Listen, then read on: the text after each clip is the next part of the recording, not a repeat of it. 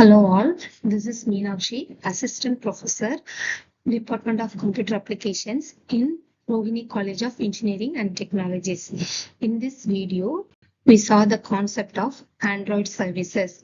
The last video, we will cover the activity services of the basic component in Android application. The next component is Android services.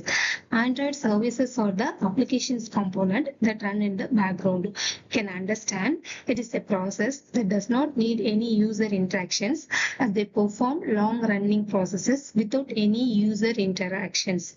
They have no user interfaces. They can be connected to other component and do inter-process communications. In the services, we have three types of services. First one is foreground services, next one is background services, and third one is bound services. The first is a foreground services. Foreground services are those services that are visible to the users.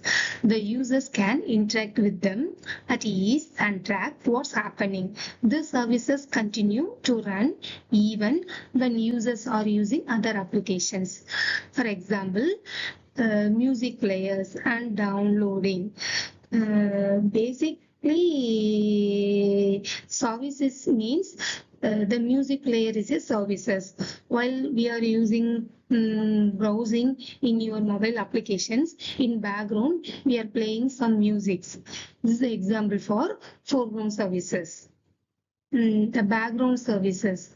These services run in the background such that the user can't see or access them. These are the tasks that don't need the users to know them.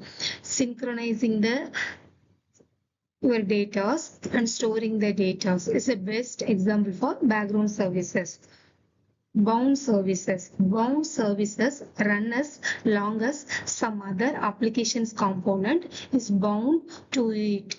Many components can bind to one services at a time, but once they are all unbind, the service will destroy.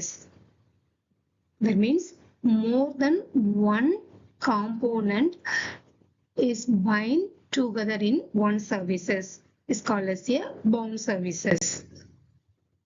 The next one is life cycle of Android applications. We have two forms of services, starter services and bounded services. A services become started only when an application component called start services. It performs a single operation and does not return any result to the caller. Once the service is started, it ran in the background even if the component that created it destroyed. The services can be stopped only the one of the two cases. The first one is stop service method or stop self method. The next service of the life cycle is bound services. The service is bound one if an application component bind it to using bind services. It gives the client server relations that lets the component interact with the services. The component can send requests to services and get result. This is the life cycle of the Android services. The right side is a bounded services. The bounded services mean more than one component together in one services is called as a bounded services. For example, we create the bind services on create method, on bind method. Automatically, client interact with the services. Then on unbind method, on destroy method, services shut down.